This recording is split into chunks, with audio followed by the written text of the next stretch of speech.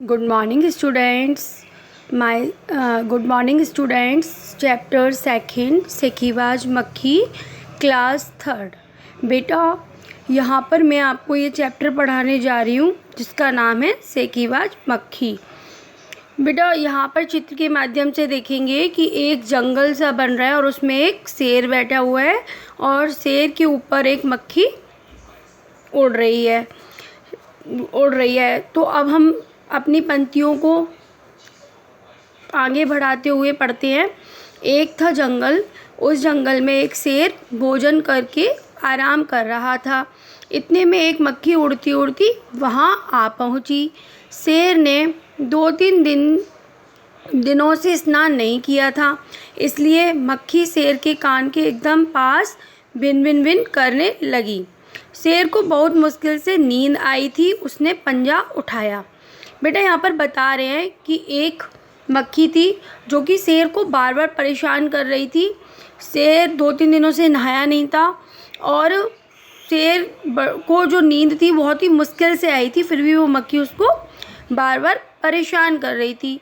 शेर ने उस मक्खी को उड़ाने के लिए अपने पंजे को बार बार उठाया, लेकिन मक्खी फिर भी उसे परेशान करती रही. मक्खी उड़ गई, लेकिन फिर से शेर के कान के पास भिन भिन शुरू हो गई. अब शेर को गुस्सा आया. वह दहाड़ा, अरे मक्खी, दूर हट जा, वरना तुझे अभी जान से मार डालूंगा. मक्खी ने धीरे से कहा, छी छी, जंगल के राजा के मुंह से ऐसी भाषा कहीं शोभा नहीं देती. बेटा, इन कुछ पंक्तियों में कुछ क्वेश्चंस पुट अप करते हैं. जंगल का राजा कौन होता है? बताइए ज़रा, जंगल का राजा कौन होता है? शेर. शेर कहाँ आराम कर रहा था? शेर जंगल में आराम कर रहा था. शेर क्या खाकर आराम कर रहा था? भोजन खाकर. मक्खी कहाँ पर भिन भिन कर रही थी? मक्खी शेर के ऊपर भिन भिन कर रही थी. शेर को गुस्सा किसकी वजह से आया? शेर को गुस्सा मक्खी की वजह से आया. और शेर ने बार बार मक्खी को उड़ाने के लिए क्या उठाया? शेर ने बार बार मक्खी को उड़ाने के लिए अपना पंजा उठाया. फिर मक्खी ने धीरे से कहा, छी, जंगल के राजा के मुंह ऐसी भाषा शोभा नहीं देती.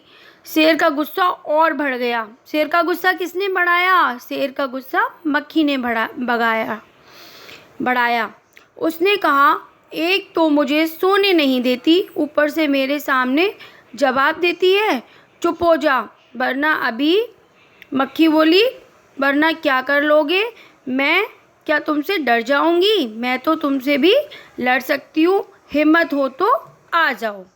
मक्खी ने शेर को चैलेंज कर लिया कि अगर तुम्हारे पास हिम्मत हो तो तुम आ जाओ. शेर आग बबूला उठा. बेटा, नॉर्मल सी बात है, कोई हमको ललकारेगा तो गुस्सा तो आता ही है ना. तो शेर आग बबूला हो गया.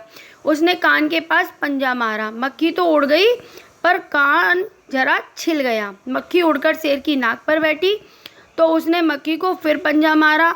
मक्खी उड़ गई. अब की बार शेर की नाक छिल गई. मक्खी कभी शेर के माथे पर बैठती, कभी गाल पर, तो कभी गर्दन पर. शेर पंजा मारता जाता और खुद को घायल करता जाता. मक्खी तो फट से उड़ जाती. अंत में शेर ऊब गया, थक गया. बेटा, मक्खी ना शेर को बहुत परेशान किया. मक्खी जहाँ बैठती वहीं शेर पंजा मारता और बार बार मक्खी उड़ जाती और शेर अपने आप को घायल कर लेता. ऐसे में शेर बहुत थक गया और अंत में उसने मक्खी से बोला, मक्खी बहन, अब मुझे छोड़ो, मैं हारा और तुम जीती. बस. मक्खी घमंड में चूर होकर उड़ती उड़ती आगे बढ़ी. सामने एक हाथी मिला. मक्खी ने शेर को छोड़ दिया और मक्खी झूमते झूमते आगे बढ़ी. तो उसको कौन मिला? एक हाथी मिला. मक्खी उड़कर शेर की नाक पर तो उसे एक हाथी मिला. हाथी से भी मक्खी ने वही सारे सवाल किए. मक्खी ने कहा, अरे हाथी, मुझे प्रणाम कर. मैंने जंगल के राजा शेर को हराया है, इसलिए जंगल में अब मेरा राज चलेगा. हाथी ने सोचा, इस पागल मक्खी से बहस करने में समय कौन बर्बाद करे. हाथी ने सूंड ऊपर उठाकर मक्खी को प्रणाम किया और आगे बढ़ गया. सामने से आ रही लोमड़ी ने यह सब देखा लोमड़ी मन मन मुस्कुराने लगी। हाथी को लगा ये मक्खी तो बेवकूफ़ सी है, इसे कौन मुंह लगे, इसको प्रणाम ही कर लेता हूँ। हाथी ने भी हार मान के उसको प्रणाम करके हाथी आगे बढ़ गया। लेकिन लोमड़ी मन मन मुस्कुराने लगी क्योंकि लोमड़ी ये सब देख रही थी।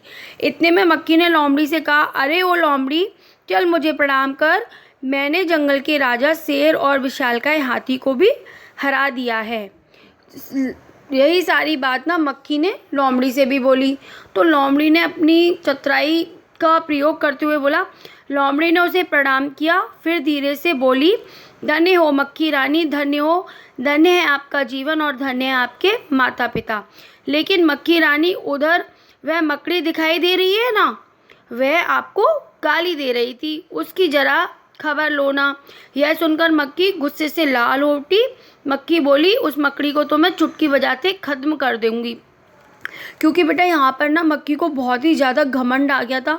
उसको लग रहा था कि मैं सबको हरा सकती हूँ, मैं किसी से हार ही नहीं सकती हूँ, मैं सबसे जीतूंगी। यह कहते हुए मक्खी मकड़ी की तरफ झपटी और मकड़ी के जाले में फंस गई। मक्खी जाले से छूटने की ज्यों-ज्यों कोशिश करती त्यों त्यों वो और भी अधिक उसमें फंसती जाती।